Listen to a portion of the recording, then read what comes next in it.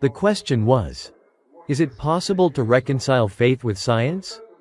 How do you think science developed until the mid-19th century, when everyone was religious, if it wasn't possible to combine faith with science? Can you name a single scientist who lived before the mid-19th century and was openly non-religious, or at least admitted to it? You won't find such a scientist. Non-religious scientists began to appear around the mid-19th century, no earlier. Therefore, the answer to whether faith can be reconciled with science is obvious. Of course, it can, otherwise, science would have only begun in the mid-19th century, and that is clearly not the case. So, I would say that there is no debate or even a question here.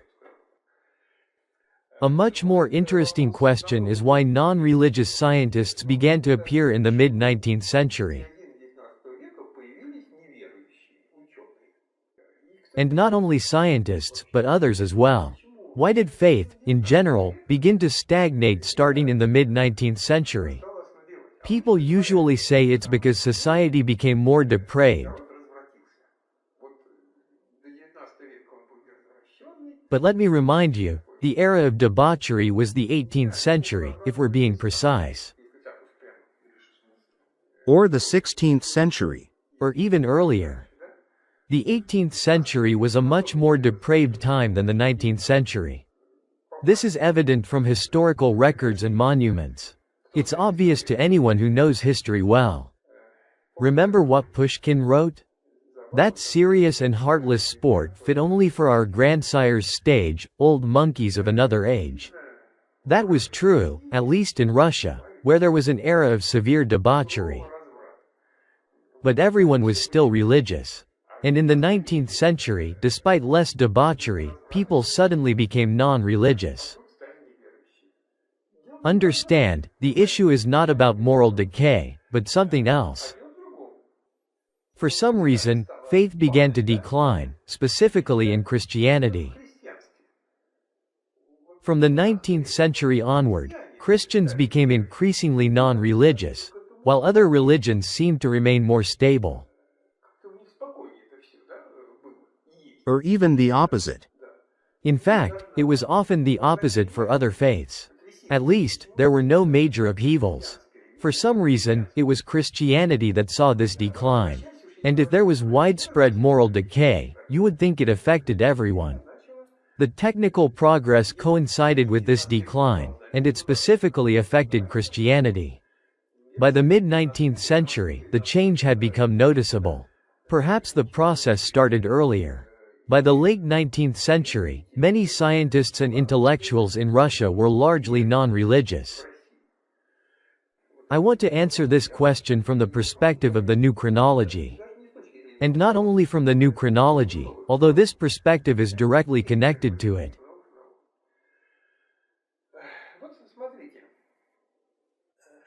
Look at what happened at the beginning of the 19th century.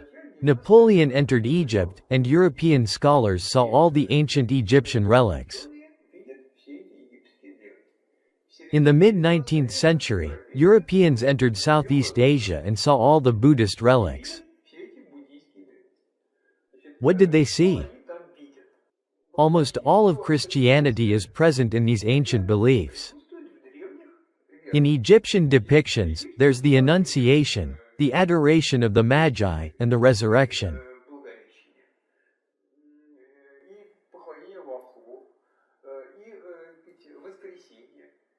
All the main Christian holidays are there, painted right before your eyes. The idea that the Egyptian Osiris is Christ was not something we said, or even Morozov, but rather scientists from the early 19th century. It was obvious to them. The same thing happened with Buddha's story. There too, you find the virgin birth, the resurrection, the transfiguration, and the temptation. There's also a Madonna with a child and Christian crosses.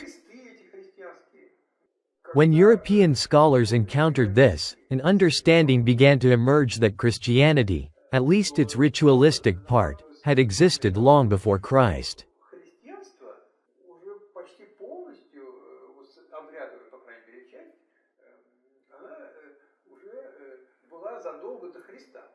After all, they were working from Scaliger's chronology. Some believers, especially Christians, sometimes condemn us angrily. What's surprising is that it's Christians who condemn us. These believers, who judge us, don't understand that it's actually Scaliger's chronology that contradicts Christian dogma. I'll explain why. Because when the evidence from the southeastern and Egyptian monuments appeared, it along with Scaliger's chronology directly contradicted Christianity. By adhering to Scaliger's chronology, they came to a logically correct conclusion. Since all the major Christian symbolism existed in ancient beliefs, therefore, Christ is a fictional character. Some people got together and decided to invent a religion. From various old, original beliefs, Eastern and Egyptian, they pulled out some ideas about a God who was miraculously born and then eventually resurrected. All this had existed before, they gathered it together and molded the Gospels, a literary work describing a Christ who never really existed. Thus, the foundation of our Christian faith is a literary creation, a deception. By the end of the 19th century, this view had spread across all educated layers of Russian society. And not only Russian but also European society. There was Renan's book and attempts to depict Christ's life in realistic colors. These were attempts by people to somehow resist this, because people had stopped believing in the Gospels. They tried to give it some plausibility, as plausibility now had to be proven. In the 18th century this didn't need to be proven, but by the 19th century, it did. But the evidence, of course, didn't convince anyone, and by the end of the 19th century, Christian faith in Europe was essentially undermined. And it was severely undermined because, in response to this challenge of the mid-19th century, when these questions began to permeate society, the Church didn't provide answers.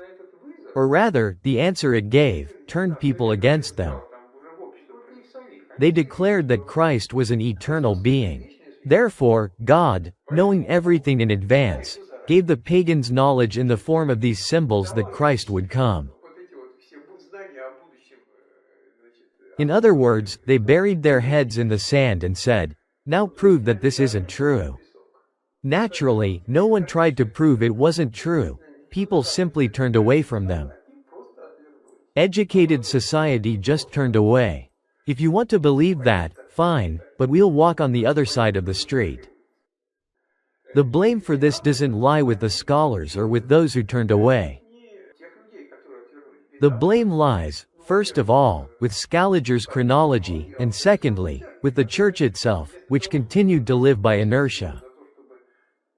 Instead of putting effort into understanding the root of the issue, either it's true, and then we should close our churches, or if it's not true, then let's figure out why. They did none of this and continued living on inertia. The result was a collapse. In fact, the Bolsheviks were deeply imbued with this ideology. These thoughts they picked up from popular science books. After all, they were dropout students. They absorbed the idea that the Church was deceiving us, that all this already existed in ancient beliefs. Look at the Bolshevik books on scientific atheism. That's exactly what they wrote. How did the Bolsheviks prove to people that Christ didn't exist? That's exactly how they proved it. They pointed to Osiris, to Eastern deities, and said, "See, this existed so many years before Christ, and look, it's the same thing." Recently, just a few years ago, there was a story involving a Spanish Catholic priest named Logari Pujol. He had been studying various ancient artifacts and discovered something that had been known before but forgotten. Essentially, he didn't find anything new.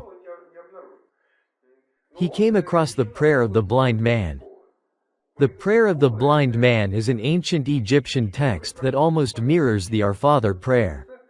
The Our Father is the prayer found in the Gospels, placed in the mouth of Christ. Christ says, "Pray like this," and then recites the Our Father. So, according to the Gospels, it is the direct speech of Christ. And now it turns out that some ancient pharaoh had recited a similar prayer thousands of years before Christ. What does this imply? It means that Christ didn't invent it, if it was already uttered by the pharaoh. Therefore, the evangelists must have been frauds, and it's plagiarism. The priest then stood at the pulpit, removed his robe, and said, "That's it, I'm done with this." In essence, he acted honestly. But in reality, there is no contradiction. The roots of the contradiction lie in Scaliger's chronology. It is Scaliger's chronology that provides the foundation for undermining Christian faith. You can believe in the new chronology or not. Of course, no church dogmas stem from the new chronology. That's clear. But the accusation of plagiarism against Christianity is completely removed. According to the new chronology, the era of Christ is the earliest epoch in our written history that we can reach through written sources. Everything before Christ is seen very vaguely. From the perspective of the new chronology, all monuments considered more ancient arose after Christ.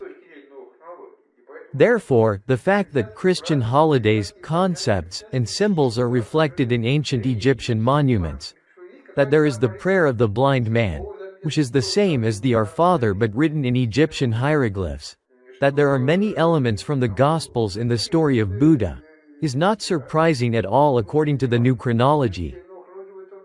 It's the way it should be. It's simply stubbornness and unwillingness to explore the issue. How do I explain the feelings that believers experience when they hear that Christ was born not 2016 years ago, but half that time? I see that they confuse their faith with concepts they learned in school and education. They don't see the difference between faith and scientific knowledge. These people don't understand the difference between faith and science. That's the only explanation I can offer. They begin to declare what is heretical and what is not. To declare something heretical from the point of view of Christian dogma, you would need, at the very least, to convene a council that could decide if something is heretical or not.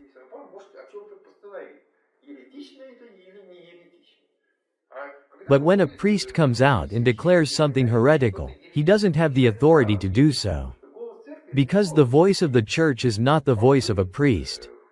Priests in the Christian church are akin to ritual priests. They are supposed to perform certain rituals and recite words written by others. They are not supposed to speak on their own. The fact that priests now give sermons is actually a recent innovation. They didn't do this, in the ancient church at least. The voice of the church is the voice of bishops, not priests. Priests have no relation to the voice of the church. Yet now, anyone who wants to, whether it be a deacon or a priest, acts as if they are speaking on behalf of the church council, as if they are the sole owners of absolute truth. This is simply a misunderstanding of what the church is, and the foundations upon which it stands. The ideas that were embedded in the Christian church by its founder have today become so diluted that they have turned into fragmentary knowledge and have provided fertile ground for fanaticism. I want to say that true Christian faith, as it is laid out in church tradition, is far from fanaticism. When it turns into fanaticism, it's no longer Christian faith. I go to church, but for me, it's simply a need. I don't go to church because I believe it's necessary or that I am achieving certain goals. I just always felt somewhat deprived since childhood. My parents didn't go to church. My grandparents used to go when they were young, but later the church was destroyed. Among my ancestors, some were old believers, and some were adherents of the new rites. Most were old believers, but not all. I knew I had old believer roots, but I wasn't specifically intending to go to an old believer church. However, I always felt the desire to attend church. Later, it became possible. In Soviet times, it wasn't possible. Back then, you would have had to give everything up. I would have been expelled from the university. You would have had to leave everything behind and become some kind of fanatic. I didn't have the fanaticism to give up everything and go to church. But I had the need to attend. In the 1980s, things loosened up, and they stopped grabbing you by the coat or sleeves. When young people would go to Easter services, the police would surround the area and pull on your sleeves, your clothes. They would let the elderly through, but not the young. They would ask for your name, surname, patronymic. When those restrictions were lifted and you could freely go to church, I first tried to go to a church of the new rites. I couldn't. I felt some kind of cultural rejection, specifically cultural. I didn't like the way they sang. I didn't like how it looked. I didn't like it. I feel like I want to go to church, I go inside, but I don't like it there. I don't feel comfortable, not at home. It's hard to describe. Is it that it doesn't feel blessed, as they say? It's not even about whether it feels blessed or not. I don't think in those terms. It's just not mine. It feels alien, an unfamiliar environment to me. I don't like the singing. I don't know why, but I don't like it. I don't like the church singing of the new rites. Maybe it's because I was baptized by old believers. In our village, the church was already following the new rites, but old believers lived in separate houses. Their church had been destroyed, and by 1958, it no longer existed.